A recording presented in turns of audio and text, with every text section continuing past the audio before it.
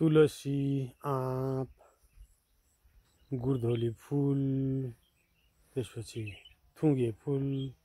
लाउरे फुल मालती फुल किमीको पोथ्रो बेडुलो दुधिलो भुटुक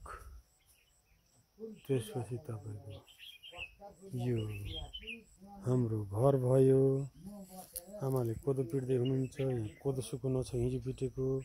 त्यहाँ मकै छोडा सुकुन छ बाले मन्त्र पढ्दै हुनुहुन्छ त्यहाँ ध्यान तप गर्दै हुनुहुन्छ यतापट्टि तोरीबारी छ यता रिठाको बुटो छ ओखरको बुटो ताते ओखर यो चाहिँ सुन्तला घारी भयो यता गएर तपाईको भैँसीहरू छन् बिहा फर्सीको बिहा फुकेर यहाँ सुकाउनु छ बडेमाको फर्सी छ यहाँ यो पनि देखाउँछु मैले बडेमाको फर्सी यहाँ त्यत्रो फर्सी छ कि यो पुरा भैँसी यत्रो फर्सी छ त्यसपछि यता आमा कोदो पिटेर सक्नु सक्यो अब त फेरि हिजो र आज लाएर कुत्रुकै छिलिङ यता हेर्नु त छिलिङ आइ छिलिङ आउनु छिलिङ आइ त जय श्री कृष्ण भन्नुहोस् जय श्री कृष्ण भगवान ल जय श्री कृष्ण जय श्री कृष्ण पातले बा सन्चै हुनुहुन्छ मैले सानो सानो भिडियो बनाउँदैछु कि ठुली गरौँ है बस्दै गर्नु मैले यसलाई सक्छु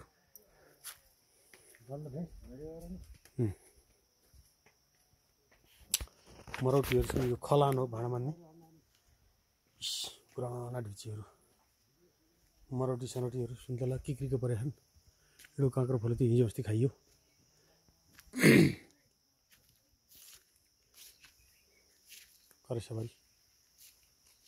करेसाबारी भन्छ सिमी सिमी त्यो हिउँदे सिमी माथि टुप्पासम्म गएको छ यो भयो सिमी मुला हलेताको बारी त्यहाँ हल्दो बारी सिमी बारी भयो यो भत्तकै फलेको छ सिमी लट्टै फलेछ लट्टै फलेछ वा यहाँसम्म पानी कसरी लाउनु चाहिँ यहाँ सिमी कति फलेको अचाकलै फल्दो रहेछ बाई खाँदैन खाएपछि त फलेकै हो नि भने टिपेर खाए पो सकिन्छ कमसेकम 3 क्विन्टल सिमी होला यहाँ सबै गरेर यो पुरानो घर हो हजुरबादेखि बाजेपालादेखि बसेको यतापट्टि घर पछाडि भयो बङ्गालो ढलेपछि यहाँ राखेका दारहरू छन् त्यहाँ जोगाएर राखेका दार यता पछाडि पुरा जङ्गल धेरै पर गएपछि घाटा खोला र कुल देवता हुनुहुन्छ त्यहाँ तल पर बाँसघारी झलमली त्यसपछि तलतिर झरेर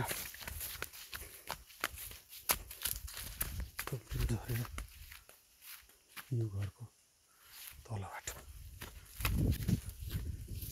यहाँबाट त्यो तल्लो घरको पर्सा हो हामी हुर्केको घर यहीँ हो यहाँ चाहिँ 2टा खोपी थिए अरे माइलो भएको र कान्छा भएको यो ठाउँमा पहिला हामी जन्मेको यो ठाउँमा यही जमिनमा यत्नै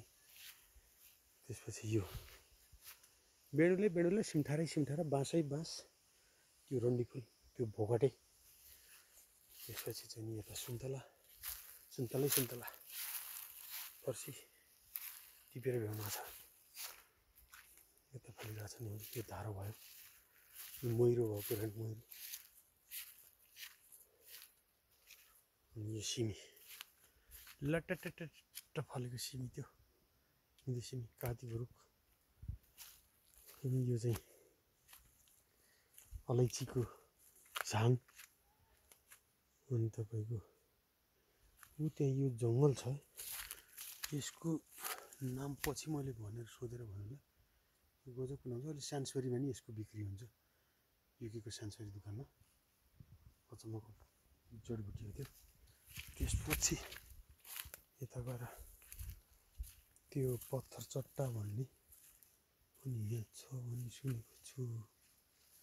कता हो त्यहीतिर त्यहाँ रहेछ यो चाहिँ पत्थर चट्टा